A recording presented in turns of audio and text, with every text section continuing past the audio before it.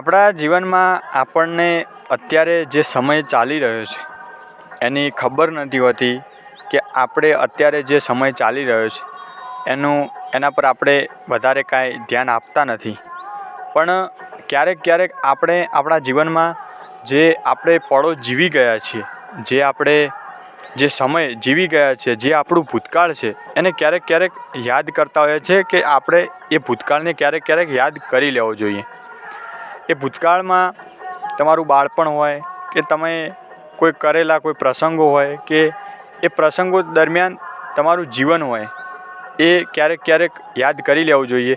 અને આપણે જે વીતી ગયેલો જે સમય છે એના ક્યારેક ફોટા જોતા હોઈએ છીએ કે વિડીયો જોતા હોઈએ છીએ, તો એ પ્રસંગ આપણને યાદ અપાવતો હોય છે અને એ આપણને ઉર્જાનું અને તાજગીનું એક ઉદાહરણ કહી શકાય, એ આપણને મળતું હોય છે.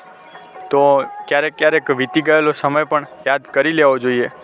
અને જે આ દુનિયામાં નથી રહ્યા એ લોકો જે પ્રસંગ દરમિયાન હતા અને જે પહેલાં આપણી સાથે હતા એ લોકોને પણ ક્યારેક યાદ કરી લેવા જોઈએ. Thank you.